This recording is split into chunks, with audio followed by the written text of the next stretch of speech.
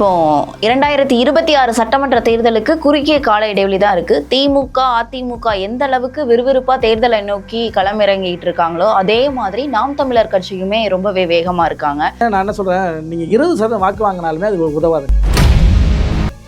திமுகவுடைய B team நாம் தமிழர் அப்படின்னு சொல்றீங்களா? அப்படிங்கிறதா நிறுவனம் ஆயிருக்க உண்மை.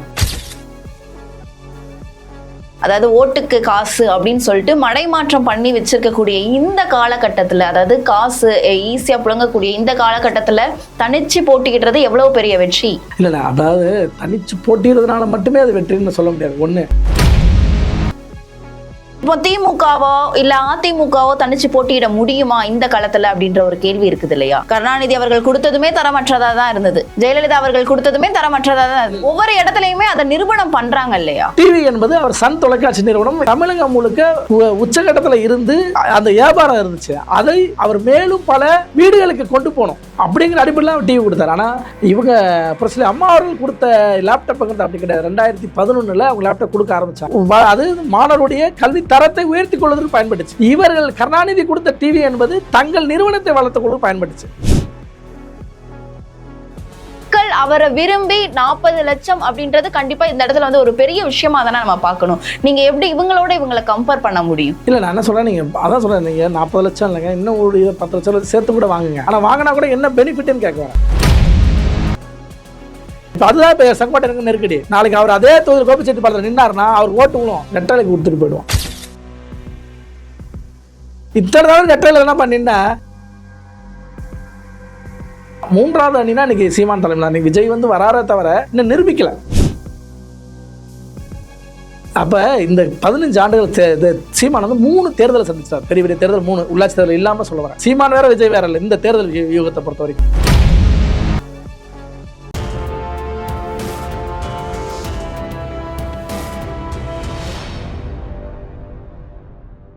யூ தமிழ் நேயர்களுக்கு வணக்கம். நான் உங்கள் பிருந்தா சங்கர். இன்று நம்மோடு சிறப்பு விருந்தினராக இணைந்திருப்பது அரசியல் விமர்சகர் ராஜா ஸ்டாலின் அவர்கள். வணக்கம் சார். வணக்கம். இப்போ 2026 சட்டமன்ற தேர்தலுக்கு குறுகிய கால இடைவெளி தான் இருக்கு. திமுக, அதிமுக எந்த அளவுக்கு விறுவிறுப்பா தேர்தலை நோக்கி களமிறங்கிட்டு இருக்காங்களோ அதே மாதிரி நாம் தமிழர் கட்சியுமே ரொம்பவே வேகமா இருக்காங்க. அதுல இப்ப பாத்தீங்க அப்படின்னா 100 வேட்பாளர்களை அறிவிச்சிருக்காங்க. நாம் தமிழர் கட்சி ஒருங்கிணைப்பாளர் சீமான் அவர்கள் 100 வேட்பாளர்களுமே முக்கியமான வேட்பாளர்களா இருக்காங்க. ஏன்னா இவங்க வந்து 117 ஆண்கள் 117 பெண்கள் அப்படின்னு பிரிச்சு பண்ணியிருக்காங்க.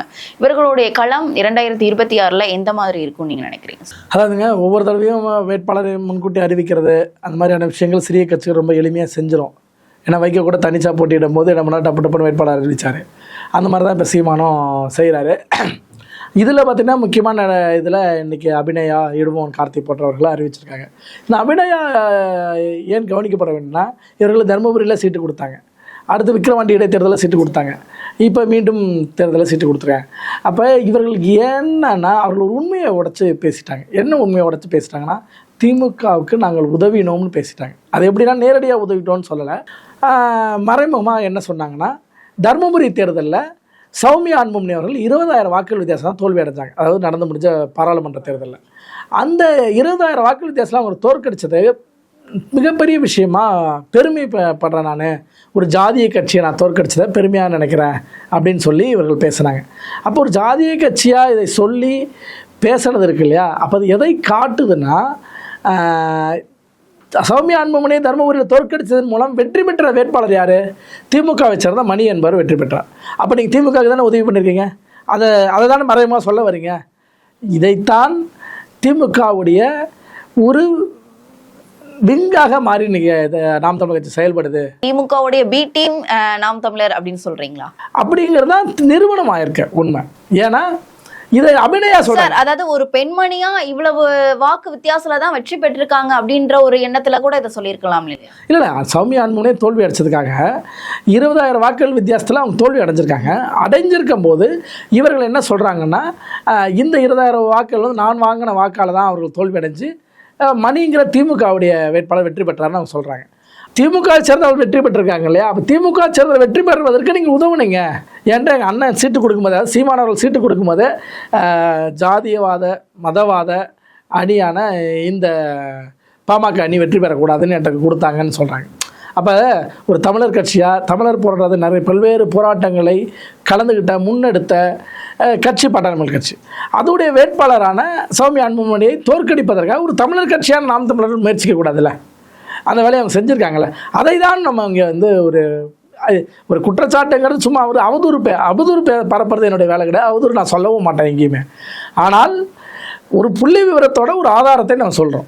இல்லை இது அந்த நோக்கம் எங்களுக்கு கிடையாது அப்படிங்கிறது அவங்களுடைய விருப்பம். அதாவது நீங்கள் ஜனநாயகத்தில் எங்கே வேணாலும் போட்டிடலாம், எத்தனை பேர் வேணாலும் நிறுத்தலாம், அதில் எந்த மாற்று கருத்து இல்லை. ஆனால் அந்த முடிவு எதை நோக்கி போகுதுங்கிறது தான். ஏன்னா முதல் நடந்த தேர்தலில் இதே போல் தனித்து போட்டிட்டவர்களை என்ன ஃபார்முலாவை யூஸ் பண்ணாங்கன்னு பாருங்கள். எஸ்எஸ் ராமசாமி படாச்சார் 51ல் 18 எம்எல்ஏ ஜெயிச்சார். இன்னொரு சக்ஸஸ்ஃபுல் ஃபார்முலாங்கிறது இண்டிபெண்டன்ட் கேண்டிடேட்டுக்கு எல்லாருக்கும் அதான் ஃபார்முலா. சார், இப்ப மக்களை மடைமாற்றம் பண்ணி வச்சிருக்காங்க. அதாவது இலவசம், அதாவது ஓட்டுக்கு காசு அப்படின்னு சொல்லிட்டு மடைமாற்றம் பண்ணி வச்சிருக்கக்கூடிய இந்த காலகட்டத்துல, அதாவது காசு ஈஸியா புழங்கக்கூடிய இந்த காலகட்டத்துல தனிச்சு போட்டிக்கிட்டது எவ்வளவு பெரிய வெற்றி? இல்லை, அதாவது தனிச்சு போட்டிடுறதுனால மட்டுமே அது வெற்றின்னு சொல்ல முடியாது. ஒன்று. அடுத்து இந்த இலவச இல்லை, இப்போ திமுகவோ இல்ல அதிமுகவோ தனிச்சு போட்டியிட முடியுமா இந்த காலத்துல அப்படின்ற ஒரு கேள்வி இருக்குது இல்லையா? இல்லை, நான் அதுக்கு பதில் சொல்கிறேன். அதாவது முதல்ல வந்து இந்த இலவசங்கிறது ரொம்ப வந்து ஏதோ ஒரு விஷயம் மாதிரி நம்ம சொல்கிறோம். அது ஒரு கொடுக்கப்படாத ஒரு விஷயம், கொடுக்கக்கூடாத விஷயங்கிற மாதிரி இங்கே ப்ரொஜெக்ட் பண்ணுறாங்க. ஆனால் அது உண்மை அது இல்லை. ஏன்னா அரசாங்கங்கள் செய்ய வேண்டிய தகவலை தான் சொல்கிறாங்க. இப்போ மகளிருக்கு ஆன உரிமை தொகை என்பது கொடுக்கப்பட வேண்டிய ஒன்று. இங்கே வாழ்வாதாரம் அவ்வளோதான் இருக்குது. இந்த வாழ்வாதாரத்துக்கு தான் அரசாங்கம் கொடுத்து அந்த வாழ்வாதாரத்தை உயர்த்தி கொள்வதற்காக பயன்படுது. மகளிருக்கு பேருந்தில் இலவச கட்டணங்கிறது அவர்கள் தங்கள் வாழ்வாதாரத்தை உயர்த்தி கொள்வதாக பண்ணுறதான். இது எத்தனையோ நாடுகளில் இலவச பேருந்து வச்சுருக்காங்க. அப்போ தங்குமிடம் அவர்கள் ஏற்பாடு பண்ணாங்க. அதாவது இங்கே மட்டும்தாங்க நம்மளுக்கு அடிபட்டுச்சுன்னா நம்ம குடும்பம் நம்மளை பார்த்துக்கும். நிறையா நாடுகளில் நம்மளுக்கு ஏதாவது ஒன்று அடிபட்டுச்சுன்னா அரசாங்கம் பார்த்துக்கும். அரசு மருத்துவமனையில் இலவச மருத்துவமனை. ஏன்னா இங்கே இலவச மருத்துவமனை இருக்குது, இல்லைன்னு சொல்லலை. ஆனால் நம்ம எவ்வளோ பயன்படுத்துகிறோம்? இங்கே இலவச மருத்துவமனை பயன்படுத்தலாம் யாரை? ஏழை எளியவர்களை தான் பயன்படுத்துகிறவங்களா இருக்காங்களா ஒழிய ஒரு ஹையர் மிடில் கிளாஸ் சேர்ந்தவங்க ஹாஸ்பிட்டலுக்கு போவாங்களா? போனால் எங்கே போகிறாங்க? ப்ரைவேட் ஹாஸ்பிட்டல்ஸ்க்கு. ஸோ இந்த விஷயத்தை தான் அரசாங்கம் இலவசமாக செய்ய வருது. இது வந்து ஏற்கனவே மற்ற நாடுகளுக்கு செய்கிறாங்க. ஒரு சிங்கப்பூரில் இதெல்லாம் செய்கிறாங்கங்கும்போது அதே மாதிரியான விஷயங்கள் தான் இங்கே நம்ம செய்ய வரோம். இதெல்லாம் செய்யலை, இதில் செய்ய வரோம். ஏன்னா வரி விதிப்பு இருக்குது. நம்ம ஜிஎஸ்டி 18% வச்சுருக்கோம். நிறைய விஷயங்கள் நம்ம வரி விதிப்புனால தான் இந்த சலுகைகள் வருது. ஆனால் என்னென்னா இந்த சலுகைகள் எல்லாமே ஒரு தப்பாகவே ப்ரொஜெக்ட் பண்ணுறாங்க. இந்த சலுகையை கொடுத்து ஓட்டை வாங்கிட்டாங்க. இது அரசாங்கம் செய்ய வேண்டியது. கல்வி கொடுக்க வேண்டியது யாருடைய பொறுப்பு? அரசாங்கத்துடைய பொறுப்பு. சாலை சரியாக அமைக்க வேண்டிய பொறுப்பு அரசாங்கத்துடைய தானே. மதுபானத்தினால ஒரு குடும்பம் இந்த மாதிரி நீங்க சொல்ற விஷயங்கள் எல்லாமே நியாயமான விஷயங்கள். இதெல்லாம் வந்து கண்டிப்பா கவர்மெண்ட் மட்டும்தான் பண்ண முடியும். ஆனா இந்த டிவி கொடுக்கறது, லேப்டாப் கொடுக்கறது, அதை தரமானதாக கொடுத்தா அவங்களுக்கு உபயோகமா இருக்கும். தரமற்றதாக தானே எல்லா இடத்துலையுமே இருக்கு. இப்போ கருணாநிதி அவர்கள் கொடுத்ததுமே தரமற்றதாக தான் இருந்தது. ஜெயலலிதா அவர்கள் கொடுத்ததுமே தரமற்றதாக தான் இருந்தது. ஒவ்வொரு இடத்துலையுமே அதை நிரூபணம் பண்றாங்க இல்லையா? இல்லை, அதில் ரெண்டுமே வேற விஷயம். மடிக்கணிங்கிறது வேற விஷயம், டிவிங்கிறது வேற விஷயம். ரெண்டுக்கு ஒரு சின்ன விளக்கம் மட்டும் சொல்லிடுறேன். டிவி என்பது அவர் சன் தொலைக்காட்சி நிறுவனம் தமிழகம் முழுக்க உச்சகட்டத்தில் இருந்து அந்த வியாபாரம் இருந்துச்சு. அதை அவர் மேலும் பல வீடுகளுக்கு கொண்டு போகணும் அந்த டிவியை, அந்த சேனலை. அப்படிங்கிற அடிப்படையில் அவர் டிவி கொடுத்தாரு. ஆனால் இவங்க பிரசிடென்ட் அம்மா அவர்கள் கொடுத்த லேப்டாப்புங்கிறது அப்படி கிடையாது. 2011 அவங்க லேப்டாப் கொடுக்க ஆரம்பித்தாங்க. ஏறத்தாழ 52 லட்சம் பேருக்கு கொடுத்துருக்காங்க. அது யாருக்கு கொடுத்தாங்கன்னா பள்ளியில் +2 படித்தவங்களுக்கு, கல்லூரி படித்த மாணவர்களுக்கு, பாலிடெக்னிக் படித்தவர்களுக்கு கொடுத்தாங்க. அதுவும் அப்போ 2011 கொடுக்க ஆரம்பித்தாங்க. அப்போ ஸ்மார்ட் ஃபோனுங்கிறது ரொம்ப விலை உயர்ந்த பொருளாக இருந்துச்சு. ஒரு வீட்டுக்குள்ளே ஸ்மார்ட் ஃபோன் இருக்கோ இல்லையா, அந்த வீட்டில் லேப்டாப் இருக்கும். அப்போ அந்த லேப்டாப்புங்கிறது அவங்க வீட்டுக்கே அது புதுசு. அந்த மாணவர்கள் பயன்படுத்த புதுசு, அதை செஞ்சது. ஆனால் அதனால் டிவி வேற விஷயம், லேப்டாப் வேற விஷயம். நான் உதாரணமாக தான் இல்லை, புரியுது நான் சொல்ல வரேன். அதிமுக செஞ்ச விஷயம் வந்து அது மாணவருடைய கல்வி தரத்தை உயர்த்தி கொள்வதற்கு பயன்பட்டுச்சு. இவர்கள் கருணாநிதி கொடுத்த டிவி என்பது தங்கள் நிறுவனத்தை வளர்த்துக் கொள்ள பயன்பட்டுச்சு. இதான் விஷயம். அதுபோல் தனித்து தேர்தலை சந்திச்சுங்க கேட்டீங்க. தனித்து தேர்தலை 2014 அதிமுக சந்திச்சது. கூட்டணி இல்லை. கூட்டணி நீங்கள் சொல்ல போனீங்கன்னா கருணாசையும் கொங்கு தனியரசையும் சொல்லுவீங்க. அந்த 2 பேர் ஒரு சிறிய கட்சி. அவர்கள் வந்து மிகப்பெரிய அளவுக்கு செல்வாக்கு பொருந்திய தமிழகம் தழுவிய வாக்கு வங்கிலாம் கிடையாது. அதுவும் அவர்கள் அதிமுக இரட்டை இலை சின்னத்தெல்லாம் நின்னாங்க. அப்படி தேர்தலை சந்தித்து அன்னைக்கு வந்து ஆளுங்கட்சியாக 136 சீட்டு வெற்றி பெற்றார்கள். அன்னைக்கு திமுக 89 சீட்டு தான் ஜெயிக்க முடிஞ்சது. அதுவும் அன்னைக்கு 13 கட்சி கூட்டணின்னு சொல்லிட்டு இருந்தாங்க. ஆனால் அதிமுக எதிர்த்து போட்டியானது அதிமுக மட்டும்தான். ஆக தனிச்சு போட்டிட்ட வரலாறு அதிமுக உண்டு. திமுக அதை அவங்க ட்ரையே பண்ணல. தொடர்ந்து 50 ஆண்டுகளாக அவர்கள் கூட்டணி தான் போட்டிக்கிட்டே இருக்காங்க. இப்படியான விஷயம் இருக்குது. இந்த இடத்துல இப்போ புதிய கட்சிகள் வேட்பாளரை நிறுத்துவது, அந்த வேட்பாளர்கள் வந்து ஒரு சில இடத்துல சாதகம் பாதகமாக செயல்படுறாங்க அப்படிங்கிறது உண்மைதான். அதுவும் பெரிய கட்சிகளுக்கு, குறிப்பாக திமுகவுக்கு சாதகமாக செயல்படுறாங்க அப்படிங்கிறது கண்கூடாக நான் நிறையா நிறுவனங்கள் தான் அந்த இது சொன்னேன். கள்ளக்குறிச்சியிலும் அதே போல் தான். கள்ளக்குறிச்சியில் மலையரசங்கிற எம்பி, இந்த நடந்து முடிந்த எம்பி தேர்தலை பற்றி சொல்கிறேன், அவர்களுக்கும் நேரடியாகவோ மறைமுகமாகவோ நாம் தமிழர் வேட்பாளர் உதவினார் அப்படிங்கிறது நிரூபணமானவனே. நான் வந்து உளுந்தூர்பேட்டை தொகுதியை சேர்ந்தவன். இன்றைக்கி நான் அந்த கலப்பணி தேர்தல் பணியில் இருந்தேன், அதனால் எனக்கு தெரியுங்கிறதுனால சொல்கிறேன். நான் 2 முறை வந்து சுயேட்சை வேட்பாளராகவே போட்டிட்டேன். நான் விக்கிரவாண்டி தொகுதியில் அதே அபிநயா போட்டியிட்ட அதே பீரியடில் நானும் ஒரு வேட்பாளர், சக வேட்பாளர். அதனால் அபிநயா என்ன கையாண்டாங்கன்னு எனக்கு தெரியும். அதனால் நான் சொல்கிறேன். ஆக இது எல்லாமே தான் திமுகவுக்கு ஒரு ப்ளஸ்ஸாக இருக்குதுன்னு நான் பார்க்குறேன். ஆனால் அதை தாண்டி ஒன்றும் பெருசாக இந்த வேட்பாளரால் தாக்கத்தை உண்டு பண்ண முடியும்னா உண்டு பண்ண முடியாது. ஏன்னா அதிகபட்சமாக இந்த எங்கெல்லாம் வாக்கு வித்தியாசங்கள் இந்த 10,000 5,000 அப்படி இருக்கும், அங்கே தான் அது ஒர்க் அவுட் ஆகும். ஆனால் 20,000 30,000 வாக்குகள் வித்தியாசத்தில் வெற்றி பெற தொகுதியில், ஏன்னா பாராளுமன்றத்தில் தான் இவங்க வந்து நாம் தமிழர் கட்சி ஒரு 70,000 50,000 வாங்குறாங்களே ஒழிய, சட்டமன்ற தேர்தலை பொறுத்தவரைக்கும் ஒரு 10,000 இருந்து ஒரு 20,000 தான் அவங்க வாங்குறாங்க. அப்படிங்கும்போது எல்லாம் நிறையா தொகுதிகளில் பார்த்தீங்கன்னா 15,000 20,000 வாக்குகள் வித்தியாசத்தில் இருக்கும். அப்போ அந்த மாதிரி தொகுதிகளில் நாம் தமிழரால் ஒரு தாக்கத்தை உண்டு பண்ண முடியாது. கண்டிப்பாக சார். இப்போ அதே மாதிரி பார்த்தீங்கன்னா நாகை மாவட்டம் வேதராணியத்தில் வந்து இடும்பவன் கார்த்திக் வந்து வேட்பாளராக நியமிச்சிருக்காங்க. அது ஹச் ராஜா அவர்களுடைய தொகுதியும் கூட, சிதம்பரம் அவர்களுடைய தொகுதியும் கூட. இந்த இடத்துல இவரால் எந்த அளவுக்கு ப்ளே பண்ண முடியும் அப்படின்னு நீங்கள் நினைக்கிறீங்க? இப்போ நாகை மாவட்டத்தில் வேதராணியம் அப்படின்ற தொகுதியில் இடும்பவன் கார்த்திக் வந்து போட்டியிட போகிறதா இருக்குது. இந்த தொகுதியுமே ஒரு முக்கியத்துவம் வாய்ந்த தொகுதியாக தான் இருக்குது. இங்கே அவருடைய ப்ளே எந்த அளவுக்கு செயல்படும் நீங்கள் நினைக்கிறீங்க? இல்லை, ஏற்கனவே வேதாரண்யம் தொகுதியில் பார்த்திங்கன்னா அங்கே இருக்கக்கூடிய பாஜக வலுவாக இருக்கிறது, வேதாரண்யத்தை சேர்ந்தவர்களுடைய இது. அடுத்தது பாட்டாளி மக்கள் கட்சியில் மயிலாடுதுறையை சேர்ந்த மா.க. ஸ்டாலின் அவர்கள் செல்வாக்காக இருக்கிறாரு. ஆக அந்த தொகுதியில் இவர்கள் போட்டியிடுவது என்பது போட்டியிடலாமே தவிர ஒரு வெற்றி வாய்ப்புக்கான அறிகுறி வந்து மிக குறைவாக இருக்கும். அதுதான். ஆனால் இதை ஒட்டி அப்படியே பக்கத்தில் இப்போ தான் சீமான் வந்து முதல்ல காரைக்குடிக்கு போயிருக்கிறார். தன்னுடைய சொந்த தொகுதி, தன்னுடைய சொந்த ஊருக்கு போயிருக்கிறார். ஏன்னா இதுக்கு முன்னாடி வரைக்கும் பாமக பெல்ட்டில் கடலூர் மாவட்டத்தில் போட்டிட்டார். அங்கே ஒரு குறிப்பிடத்தகுந்த வாக்குகள் வாங்கினார், கணிசமான வாக்குகள். அதே போல் சென்னை திருவொற்றியூர்லேயும் நின்று வாங்கினார். இப்போ தான் முதல் முறையாக அங்கே போயிருக்காரு. ஆனால் அந்த காரைக்குடி யார் செல்வாக்காக இருக்கிறான்னா சிதம்பரத்துடைய குடும்பம் செல்வாக்காக இருக்குது. என்ன, அவர் எம்பியாக இருந்தாலும் சரி, அவர் மகன் எம்பியாக இருந்தாலும் சரி. ஆனால் காரைக்குடியில் அரசியல் ஆதிக்கம் செலுத்துகிற இடத்துல தான் சிதம்பரம் இருக்கிறாங்க. ஒன்று. அடுத்தது ஹெச் ராஜாவும் இப்போ காரைக்குடிக்காரராக இருக்கார். அவரும் அந்த பகுதியில் வளர்ந்த ஒரு அரசியல்வாதி, மூத்த அரசியல்வாதியாக இருக்கார். அவருமே நாளைக்கு அந்த தொகுதியில் நிற்கிறதுக்கான வாய்ப்பு வரும். ஒருவேளை அப்படி நின்னால் சீமானும் ஹெச் ராஜாவும் எதிர்த்து நிற்கிற ஒரு சூழல். ஏன்னா கார்த்தி சிதம்பரம் சிதம்பரம் எல்லாம் எம்எல்ஏ எலெக்ஷன் உள்ள வரல, ஆனால் அவர்களுடைய வேட்பாளர்களாக இன்னார் நிற்பாங்க. ஆனால் நேரடியாக ஹெச் ராஜா அவர்கள் தேர்தலில் போட்டிடுறாரு, சட்டமன்ற தேர்தலே போட்டிடுறாரு. அப்படிங்கும்போது இது மிகப்பெரிய ஒரு கவனிக்கப்படக்கூடிய ஒரு ஸ்டார் தொகுதியாக மாறும் கண்டிப்பாக அப்படிங்கிறது. அப்போ அது வந்து ஒரு மிகப்பெரிய தாக்கத்தை உண்டு பண்ணும் அப்படிங்கிறது. ஏன்னா இன்றைக்கி வந்து விரும்பியோ விரும்பாமையோ என்ன வேணாலும் சொல்லுங்கள், ஆனால் அவர் வந்து ஒரு மாற்றுக்கு அணியாக 3வது அணினா இன்றைக்கி சீமான் தலைமையில் இன்றைக்கி விஜய் வந்து வராரே தவிர இன்னும் நிரூபிக்கல. கண்டிப்பாக. ஏன்னா திமுக அதிமுக எடுக்கக்கூடிய ஸ்டாண்டை வந்து எப்பயுமே சீமானவர்கள் எடுக்கலை. ஏன்னா அவர் மண்ணுக்கான அரசியல், மக்களுக்கான அரசியல், வித்தியாசமான முறையில் அவருடைய அரசியல் பயணத்தை மேற்கொள்கிறாங்க. மக்களுமே ஒரு மாற்று வேணும் அப்படின்னு நினைக்கக்கூடியவர்கள் சீமான் அவர்களுக்கு ஓட்டு போட்டு கிட்டத்தட்ட 40 லட்சம் வாக்காளர்கள் மேல வந்து அவங்க வச்சிருக்காங்க.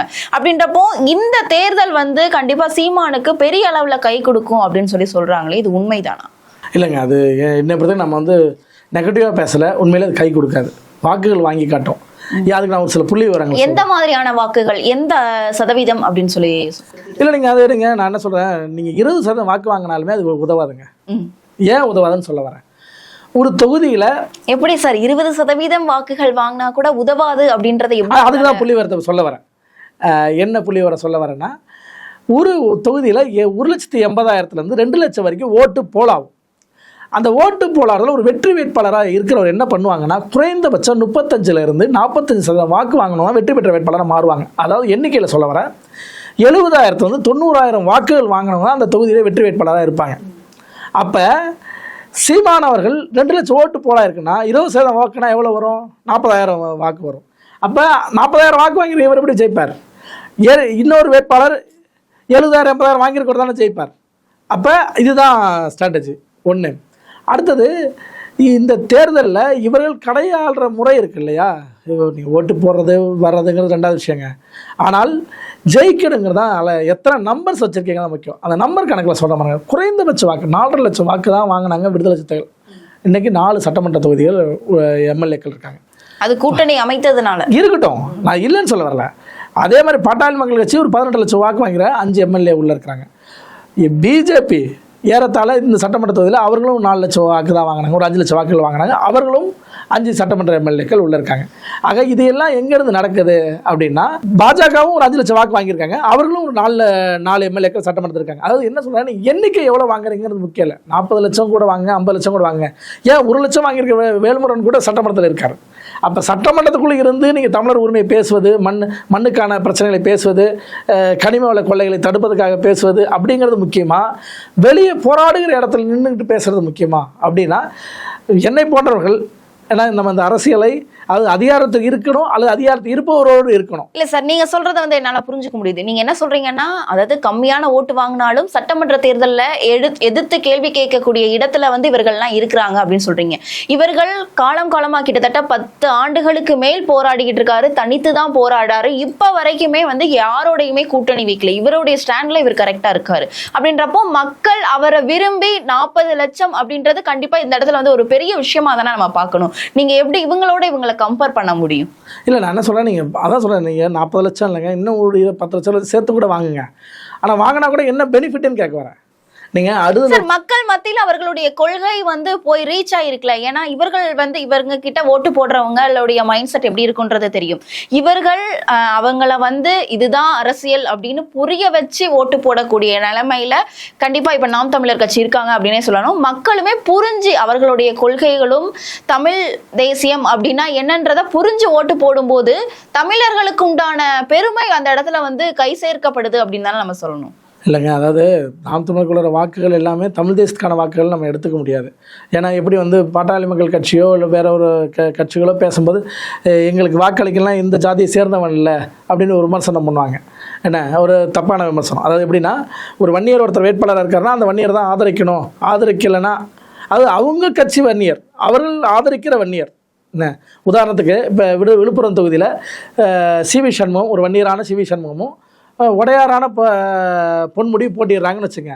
ஆனால் திமுகவோட கூட்டணியில் பாமக இருக்கும்போது பாமக என்ன சொன்னுச்சுன்னா, வன்னியரான சிவி சண்முகத்துக்கு ஓட்டு போடுறவன் வன்னியரே இல்லை அப்படின்னாங்க. என்னென்னா அவர்கள் வந்து திமுகவோட கூட்டணியில் இருந்தாங்க. அப்போ பொன்முடிக்கு ஆதரவா, அது வன்னியரே இல்லாத உடையார் அவருக்கு ஓட்டு போட சொன்னாங்க. அப்போ அப்படி போல் ஒரு ஸ்டாண்டு, இது என்ன ஸ்டாண்டு சொல்லலாம், இது எப்படி ஜாதியை ஒரு ஸ்டாண்டு எடுக்கிற மாதிரி இன ரீதியாக தமிழராக இருக்கிறவங்க எல்லாருமே எனக்கு வாக்கு போடணும், அப்படி வாக்கு போடாதெல்லாம் தமிழன் இல்லை அப்படிங்கிற மாதிரியான ஒரு சொல்லாடல் இருக்குல்ல, அது வந்து இவங்க நாம் தமிழர் பேசுகிறாங்க. அப்படி இல்லை அது. ஏன்னா தமிழ் தேசத்தை புரிந்து கொண்டு தான் இத்தனை பேர் வாக்களிக்கிறாங்கன்னா அப்படி எடுத்துக்க முடியாது. அப்படி இல்லை. அடுத்தது அப்படியே நீங்கள் வாக்கு போட்டாலுமே நான் என்ன சொல்கிறேன், ஒரு இதே கணக்கு தான், ஒரு 60 லட்சம் பேரே வாக்கு விழுந்தாலும் இது 204 தொகுதிக்கு பை 60 லட்சம் பேர் போட்டிங்கன்னா 25,000 வாக்குகள் வரும் ஒரு சட்டமன்ற தொகுதிக்கு. அப்போ நீங்கள் ஒரு சட்டமன்ற தொகுதிக்கு நீங்கள் 50,000 வாக்கு வாங்கலாம் ஜெயிக்க முடியாது. நீங்கள் இப்போ இருக்கிற ஏதாவது கரண்ட்டில் ஒரே ஒரு தொகுதி எனக்கு தெரிஞ்சு சின்ன தொகுதி நெய்வேலி தொகுதி தான் தமிழ்நாட்டிலே. அது மட்டும்தான் அந்த 60,000 70,000 வாக்குகள் வாங்குற வெற்றி வேட்பாளர் இருப்பாங்க. மீதி எல்லாருமே 80,000க்கு மேலே வாக்கு வாங்கினவங்களா இருப்பாங்க. அப்போ 80,000க்கு மேலே வாக்கு வாங்கினா தானே நீங்கள் ஜெயிப்பீங்க. நாம் தமிழர் கட்சி போராடும், ஆனால் சட்டமன்றத்துக்குள்ளே போகணும்ல. அப்போ அந்த சட்டமன்றத்துக்குள்ளே போகணுங்கிற அக்கறையில் தான் நம்ம சொல்கிறோம், போகக்கூடாதுல்ல. ஏன்னா இதெல்லாம் இந்த டெஸ்ட்டெல்லாம் தமிழ்நாட்டில் ஒரே ஒரு முறை கூட, நான் சொன்னது 51 தேர்தலில் மட்டும் 3 பேர் செஞ்சாங்க. ஒன்று SS ராமசாமி படையாச்சார், 2வது மாணிக்கவேல் நாயக்கர் தனிச்சு போட்டிட்டு 81 தேர்தல் வெற்றி பெற்று 9 சீட்டு ஜெயிச்சார். அடுத்து பசுமன் முத்துராமலிங்க தேவர், அவர் 4 சட்டமன்ற தொகுதியில் வெற்றி பெற்றார். இந்த 3 பேரை தாண்டி யாருமே அரசியலில் தனிச்சு போட்டியிடலை. அது அந்த தேர்தலோட முடிஞ்சு போச்சு. SS ராமசாமி படையாச்சாருமே அடுத்த தேர்தலில் கூட்டணி தான், அடுத்த தேர்தலில் காங்கிரஸோடு ஐக்கியமாயிட்டார். ஆனால் அவர் காங்கிரஸ் கட்சியோட உறுப்பினர் தான். அதில் வந்து கோச்சிக்கிட்டு தான் வெளியே வந்து நின்னார். ஒரு வெற்றி பெற்று சாதிச்சு காட்டினார். திருப்பி காங்கிரஸ் கட்சியோட ஐக்கியமாயிட்டார். ஆக தனித்து நின்று வெற்றி பெற்ற வரலாறு தமிழ்நாட்டில் ஒன்று கிடையாது. அப்போ முன்னாடி ஒன்று இருந்தால் தான் நம்ம அதை வந்து ஒரு இதாக எடுத்துக்க முடியும். அதுலையே இல்லாத ஒன்றை வந்து நம்ம வந்து உதாரணமாக எடுத்துக்க முடியாது. ஆக இவர்கள் போட்டியிட்டுக்கிட்டே இருப்பாங்களே தவிர வெற்றி பெற முடியாதுன்னு சொல்ல வரேன். கண்டிப்பா 2026 அந்த வெற்றி வாய்ப்பு வந்து கைகூடி வரும் பட்சத்துல நீங்க என்ன சொல்லுவீங்க? இல்லை, கைகூடி தான் வரவேற்போம். ஏன்னா ஒரு புதிய கட்சிகள் வருவதை ஏன்னா நீங்க சொல்ற நீங்க கம்பேர் பண்ண விதம், அதாவது நீங்க வந்து பசும்பொன் முத்துராமலிங்க தேவரையும் இவரையும் கம்பேர் பண்ற விதம் வந்து ஒரு மாறுதலுக்குரியதா இருக்கு. என்னன்னா அப்போ இருக்கக்கூடிய காலகட்டம் வேற, இப்ப இருக்கக்கூடிய காலகட்டம் வேற. அதை தான் நம்ம வந்து புரிஞ்சுக்கணும். இல்லைங்க, அப்போ அவர்கள் போட்டியிட்டு அவர்களாலே வெற்றி பெற்றதே 4 தொகுதிகள் தான். அவர் நிறையா தொகுதி போட்டிட்டார். பசும்பொன் முத்துராமலிங்க தேவர் 2 தொகுதியில் எம்பியாக போட்டிட்டார். 1 தோத்துட்டாரு, 1 வெற்றி பெற்றார். ஆக அவரே அந்த காலத்திலே அவர் நெருக்கடிங்கிறேன். அப்போ இந்த காலத்தில் எவ்வளோ நெருக்கடி இருக்குன்னு பாருங்க. அதை புரிஞ்சுக்கிட்டு ஒரு தேர்தலை வெற்றி பெறதுக்கு ஒரு யுத்தியை அமைங்கன்னு தான் நான் சொல்ல வரேன். நீங்கள் சீமான் தோத்துருவாருன்னு ஆருடெல்லாம் சொல்ல வரல. ஆனால் நீங்கள் செய்கிற செயல் என்பது தோல்வியை நோக்கி தான் நகரும். ஏன்னா நான் இந்த தேர்தலை தொடர்ந்து ஒரு இப்போ என்னென்னா ஒரு கல்லூரி காலத்துலேருந்து நான் பத்திரிகையாளர் இருக்கிறதுனால 20 ஆண்டுகள் நான் அதை பார்த்துருக்கேன். நெருக்கத்தில் பார்த்துருக்கேன் தேர்தலை. நானே ஒரு 2 முறை வேட்பாளர் இருந்திருக்கேன். அதனால் எப்படி உள்ள தேர்தல் நடக்கும், ஓட்டு என்ற இடத்துல என்ன நடக்கும், இது அனைத்துமே நம்மளுக்கு தெரியும். இப்படி தான் இருக்குன்னு. அப்போ அதன் அடிப்படையில் இவர்களால் பூத் வேலை கூட செய்கிறது அவ்வளோ கஷ்டம். இன்றைக்கி எஸ்ஐஆர் திருத்தம் நினச்சில்லைங்க. எஸ்ஐஆர் திருத்தத்தில் எத்தனை இடத்த நாம் தமிழர் கட்சியை சேர்ந்தவர்கள் பிஎல்ஓ கூட போனாங்க? எந்த கட்சி போச்சு? திமுகவும் அதிமுக தான் போனாங்க. ஒரு சில இடத்த கம்யூனிஸ்ட் போயிருக்காங்க சார். ஒரு சில இடம் அடையாளத்துக்கு தான். அது மெஜாரிட்டி 234 சட்டமன்ற தொகுதியிலையும் ஒரு 200 பூத்து 300 பூத்துனா அந்த 300 பூத்துக்கான வேலையை பிஎல்ஓக்கள் அத்தனை பூத்துலையும் இருந்தது. 100% இருந்தது திமுக அதிமுக தான். ஆக அதுவே அது இப்போ இதுதாங்க. நீங்கள் பூத்து வேலை செய்ய ஆள் போடாமல் எப்படி நீங்கள் வெற்றி பெறுவீங்க? தேர்தல் காலங்கிறது சும்மா இல்லைங்க. நீங்கள் பூத்துக்குள்ளே போய் உக்காந்தா தேர்தலில் அனல் பறக்கும். ஒரு வேட்பாளரை திமுககாரர்கள் அதிமுககாரர்கள் பார்க்குற பார்வையில் ஓட்டு போட்டு போயிடுவான். அது கண்ணில் பேசிக்குவாங்கன்னு சொல்லுவாங்க இல்லையா? என்ன நலமா சின்னத்தெல்லாம் சொல்லவே மாட்டான். நல்லா இருக்கீங்களா கேட்பான். இப்போ அதுதான் இப்போ செங்கோட்டையனுக்கு நெருக்கடி. நாளைக்கு அவர் அதே தொகுதி கோபிச்செட்டிப்பாளையத்தில் நின்னார்னா அவர் ஓட்டு விழும். ரெட்டாலைக்கு கொடுத்துட்டு போயிடுவான். இத்தனை தடவை ரெட்டாலையில் என்ன பண்ணின்னா நீ ரெட்டையில் தான் நிற்கிற நான் நினச்சி ஓட்டு போட்டோம்மா. ஏன்னா 8 முறை ஒரே தொகுதியில் தமிழ்நாட்டிலே யாருமே நிற்கலை. அவர் நின்றுருக்காரு, வெற்றி பெற்றிருக்காரு. அப்போ மக்களுக்கு ரெட்டலை செங்கோட்டையன் தான் தெரியும். ரெட்டலை செங்கோட்டையனுக்கு தான் ஓட்டு விழும். அப்போ செங்கோட்டையன் மாற்றி வேற ஒரு சின்னத்தில் நிற்கிறான்னு வச்சு, உதாரணத்துக்கு ஒரு விசில் சின்னம் ஏதோ ஒரு சின்னம் அவங்க கட்சி கிடைக்குது. அந்த சின்னத்தில் அவர் நிற்கிறாருன்னா மக்களுக்கு தெரியாது. மக்கள் என்ன நினச்சிருப்பாங்க, செங்கோட்டையன் தான் போட்டோம் ஓட்டு, ஆனால் ரெட்டையில் குத்திட்டு போயிட்டேன்னு போயிடுவாங்க. அதை நம்ம பொறுத்திருந்து தான் சார் பார்க்கணும். ஏன்னா நீங்க சொல்ற கம்பேர் பண்ணி நீங்க சொல்றது கரெக்ட் தான். இருந்தாலும் கூட மக்களுக்கு தெரியும்ல இவர் இப்போ யாருடைய தலைமைக்கு பின்பு இருக்காரு அப்படின்னு. இப்போ நீங்கள் சொல்ற முதல் தலைமுறை வாக்காளர்களுக்கு வேணால் அது புதுசு, ஜென்சிக்கு. ஆனால் 50 வயதை கடந்தவர்களுக்கு அது புதுசு இல்லை, இயல்பாகவே அது நடக்கும். சரி, 50 வயதை கடந்தவர்கள் எத்தனை சதவீதம் இருக்காங்க அப்படின்ற ஒரு லிஸ்ட் வேணும் இல்லையா? இருக்காங்க. குறைந்தபட்சம் இப்போ 20% இருக்காங்களே. அந்த 20% வாக்காளர்கள் எங்கே போவாங்க? அந்த வாக்கு எங்கே போகும்? தேர்தலில் அதிகபட்சமாக வைகோவை நான் பார்த்துருக்கேன். நல்ல பீக்கில் வைகோவை பார்த்துருக்கேன். அதாவது 3 கம்பேரிசன் சொல்கிறேங்க. முதல்ல 91 தேர்தலில் வைகோ வந்து முதலமைச்சருக்கான வேட்பாளர் அப்படின்னு அறியப்பட்டவர். அப்போ அறியப்படும் போது அவர் எவ்வளோ செல்வாக்காக இருந்தாரோ, ஆனால் தேர்தலில் அவரால் 2 சீட்டு கூட ஜெயிக்க முடியல. அன்னைக்கு அவரோட வலு இழந்து இருந்த ராமதாஸ் அவர்கள் 4 சீட்டு ஜெயிச்சார் அதே தேர்தலில். ஆனால் அவரால் பர்ஃபார்ம் பண்ண முடியல. இவருக்கு அடுத்து இன்னொரு உதாரணம் சொல்கிறேன். விஜயகாந்த் அவர்கள் மிகப்பெரிய பீக்கில் இருந்தார். சட்டமன்ற தேர்தல் தனிச்சு போட்டு விருத்தாசலம் தொகுதியில் மட்டும்தான் ஜெயிக்க முடிஞ்சது. அதிமுகவோட கூட்டணி வச்சு தான் அவர் 29 சீட்டு ஜெயிச்சு எதிர்க்கட்சியானார். ஆனால் அதுவே தான் பெரிய பலன் நினச்சிக்கிட்டு 2014 தனிச்சு போட்டிக்கிட்டு என்ன நிலைமை ஆச்சுன்னா, உளுந்தூர்பேட்டை சட்டமன்றத்தில் போட்டிட்டு அவரே தோத்து 2வது இடம் இல்லை 3வது இடத்துக்கு வந்துட்டார். ஜெயிச்சது யார்? அதிமுக சேர்ந்த குமரகுரு அவர்கள் ஜெயிச்சார். 2வது இடத்துக்கு திமுக சேர்ந்தவங்க தான் வந்தாங்க. 3வது இடம் கூட வர முடியல. அதாவது தன்னுடைய பலம் பெருசுன்னு நினச்சிக்கிட்டு போட்டிக்கிட்டு 3வது இடத்துக்கு போயிட்டார். விஜயகாந்தே மொத்த கட்சி தோல்வி. ஆக இப்படி தான் தேர்தல் களம். விஜயகாந்த் ஒரு உதாரணம் சொல்றேன். 2வது விஜயகாந்த் எல்லாருக்குமே இதே களம் அமையுமா அப்படின்ற ஒரு கேள்வி இல்லைங்க. நம்ம நீங்க கம்பேர் பண்ற விதம் சரிதான், ஆனா எல்லாருக்கும் இதே களம் அமையுமா அப்படின்ற கேள்வி இருக்குல்ல. அப்ப இந்த 15 ஆண்டுகள் சீமான் 3 தேர்தலை சந்திச்சார். பெரிய பெரிய தேர்தல் 3 உள்ளாட்சி தேர்தல் இல்லாம சொல்ல வரேன். சட்டமன்ற தேர்தல் பாராளுமன்ற தேர்தல் அப்படின்னு 3 தேர்தலில் ஒன்றாவது ஜெயிச்சாதான் நீங்கள் வந்து ஒரு நம்பிக்கை கீற்று நம்மளுக்கு பிறக்கும். கண்டிப்பா ஒரு மக்கள் இப்ப எனக்கு இருக்கிற மாதிரி தானே மக்கள் யோசிப்பாங்க. முதலமைச்சர் வருவாங்க, மக்கள் அந்த கொள்கையை புரிஞ்சுக்கிறதுக்கு இவ்வளவு டைம் எடுத்திருக்கு அப்படின்னு கூட நம்ம புரிஞ்சுக்கலாம் இல்லையா? சரிதாங்க. ஆனா இதே ஒரு வளர்ச்சி விகிதம் எல்லா மாநிலத்திலுமே, நம்ம மாநிலத்தில் எல்லா மாநிலத்தையும் இப்போ எப்படி வந்திருக்காங்கன்னு பார்க்கணும். ஒரு கட்சி வருதுன்னா அந்த கட்சி இன்னொரு கட்சியோட கூட்டணி, பழைய கட்சிகளோட கூட்டணி வச்சு மெல்ல மெல்ல வந்து தான் வருவாங்க. அப்படி தான் நடந்திருக்கு இதுக்கு முன்னாடி. நீங்கள் ஒரு சிரஞ்சீவியாக இருக்கட்டும், நம்ம தமிழ்நாட்டில் நடிகர் சிவாஜி கணேசனாக இருக்கட்டும், எல்லாருமே கூட்டணி தான் போயிருக்காங்களே தவிர தனிச்சு நின்றவங்க அடுத்த தேர்தலே அவங்க இல்லாமல் போயிட்டாங்க. இப்படி தான் நடந்திருக்கு. அதுதான் நம்ம பாடமா? சீமானுக்கு இதே பாடம் தான், விஜய்க்கு இதே பாடம் தான். நம்ம 2 பேருக்குமே வேறு இல்லை. அவருமே நாளைக்கு இன்றைக்கி பெருசு ஜென்சி வாக்குகள் வந்துடும், இளைஞர்கள்னு சொல்கிறது வந்து 20 வயசுல இருந்து 40 வயசு வரைக்குமே இருக்கிறவர்கள், நடுத்தர வயதை தேட்டவர்கள் கூட இளைஞர்கள் தான். அவர்கள் தான் இன்றைக்கி வாக்காளர்கள் அதிகம், 50% மேற்பட்டவர்கள். ஆனால் அந்த 50% இருக்கிற அவர்கள் கூட என்ன நடக்கும்? வாக்கு நான் 20% சொல்கிறேன், ஹையஸ்ட் பர்சன்டேஜ். வைகோ காலத்தில் அவ்வளோ பர்சன்டேஜ் இல்லை, விஜயகாந்த் அவ்வளோ பர்சன்டேஜ் வாங்கலைன்னா அதை கூட டபுளாக கூட போட்டுக்கங்கிறேன். 20 வாங்கினா கூட நீங்கள் ஒரு தொகுதிக்கு 40,000 வாக்குகள் வாங்குவீங்க, 50,000 வாக்குகள் வாங்குவீங்க. ஆனால் நீங்கள் வெற்றி பெற முடியாது. அந்த இடத்த திமுக அதிமுக எளிமையாக வெற்றி பெறதுக்கு நீங்கள் உதவிடுவீங்க உங்களை அறியாமையே.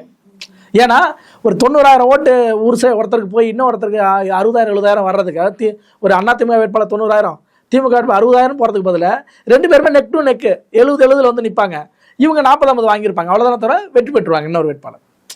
ஆக இப்படி தான் நடக்குமே தவிர இதுதான் விஜய்க்கும். சீமான் வேற விஜய் வேற இல்லை. இந்த தேர்தல் வியூகத்தை பொறுத்த வரைக்கும் 2 பேருமே அதில் ஒன்று தான். அதனால் ஜெயிச்சிருவோம் மக்கள் வேணால் நம்பலாம். நான் ஏறத்தாழ இந்த 20 ஆண்டுகளுக்கு போது சட்டமன்ற பார்லிமெண்ட் ஏறத்தாழ ஒரு 10 தேர்தலில் பார்த்துருக்கேன். 10 தேர்தல் முடிவுகள் இப்படி இருந்திருக்கு.